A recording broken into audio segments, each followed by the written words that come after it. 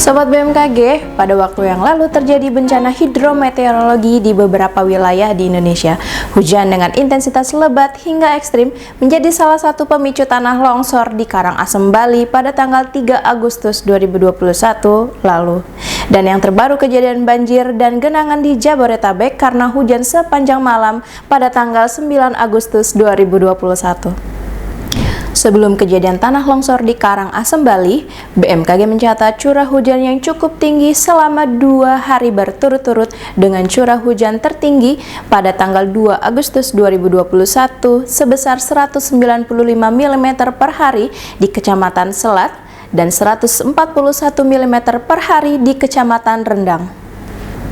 Sementara itu, pada kejadian banjir dan genangan di wilayah Jabodetabek, BMKG mencatat curah hujan tertinggi pada tanggal 9 Agustus 2021 sejumlah 82 mm per hari di Sunter Rawabadak dan hujan dengan intensitas sedang hingga lebat terjadi merata di wilayah Jabodetabek seperti pada peta sebaran hujan Jabodetabek berikut.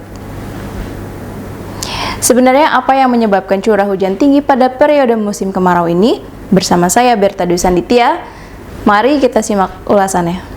Saat ini, sekitar 83% wilayah Indonesia telah memasuki periode musim kemarau, seperti di sebagian besar Sumatera, Jawa, Bali, dan Nusa Tenggara. Namun demikian, curah hujan tinggi masih dapat terjadi karena adanya faktor-faktor penggerak cuaca yang kontributif mendukung pertumbuhan awan-awan hujan di wilayah Indonesia. Faktor-faktor apa sajakah itu? Beberapa faktor penggerak cuaca yang mendukung pertumbuhan awan hujan menjadi intensif di sebagian wilayah Indonesia, antara lain: yang pertama, pada skala global adalah faktor Indian Ocean Dipole atau IOD.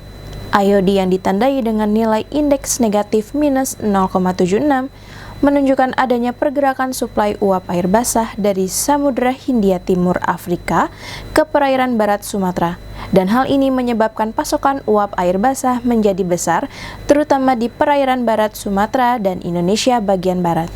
Sobat BMKG dapat mengetahui lebih banyak tentang faktor IOD ini di episode Weekly Weather Outlook sebelumnya. Yang kedua, pada skala sinoptik adalah faktor dinamika angin. Angin zona lapisan 850 milibar atau di lapisan rendah menunjukkan adanya perlambatan kecepatan angin dari Nusa Tenggara hingga Pulau Jawa.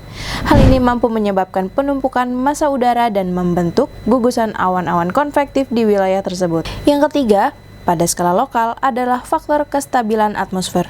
Kondisi kestabilan atmosfer yang labil, kelembaban udara basah di lapisan rendah hingga menengah, serta topografi wilayah juga turut membuat intensitas curah hujan di wilayah Indonesia meningkat. Yang keempat adalah faktor suhu muka laut. Suhu muka laut di wilayah perairan Indonesia menunjukkan kondisi yang hangat sehingga menjadi potensial pada proses penguapan serta penambahan uap air basah. Seperti yang sobat sudah ketahui, bahwa kelembaban atau uap air ini merupakan salah satu komponen agar dapat terbentuknya awan hujan. Kondisi menghangatnya suhu muka laut ini ditandai dengan nilai temperatur muka laut berkisar antara 26 hingga 31 derajat Celcius dengan anomali positif 0,5 hingga 4 derajat Celcius di sebagian besar wilayah perairan Indonesia.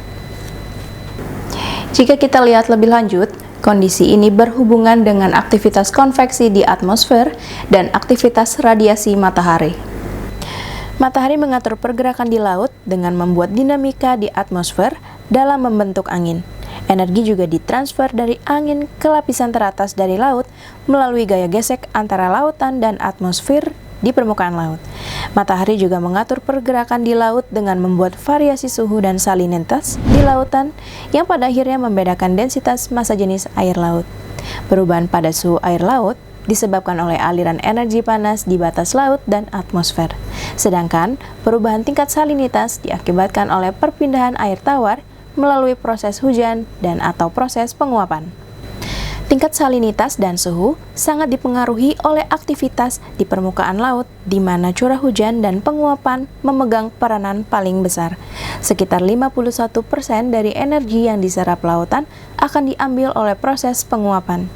Selain itu, penguapan juga memberikan kontribusi terbesar dari neraca massa air di lautan. di mana terjadi pengurangan besar-besaran akibat penguapan. Proses penguapan terjadi saat udara menjadi tidak jenuh dengan uap. Semakin hangat suhu udara, semakin kuat penguapan yang terjadi. Selanjutnya, udara hangat akan terkondensasi apabila bertemu dengan lapisan udara tinggi yang dingin atau bertemu permukaan badan air yang dingin. Pada kasus pertama, akan turun sebagai hujan, sedangkan pada kasus kedua, akan terbentuk kabut.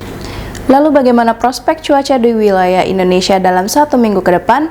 Berikut informasi selengkapnya.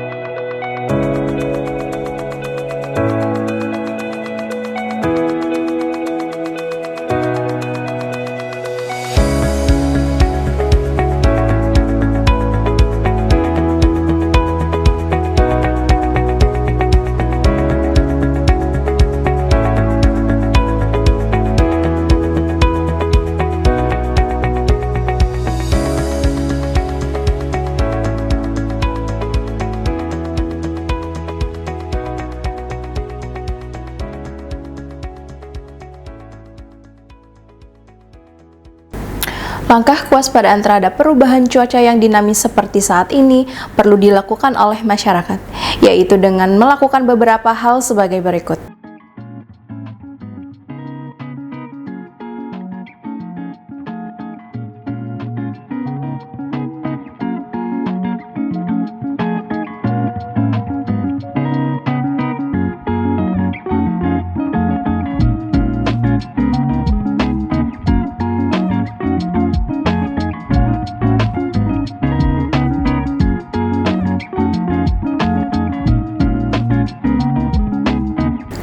Selain itu, kami himbau sobat untuk selalu memperbaharui informasi perakiraan dan peringatan dini cuaca melalui laman www.bmkg.go.id atau melalui kanal sosial media kami di @info_bmkg serta melalui layanan call center 196.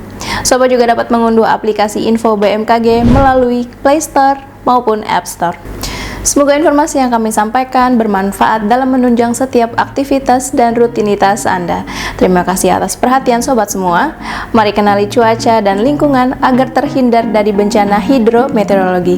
Tetap patuhi protokol kesehatan dengan 5M. Salam sehat dan sampai jumpa.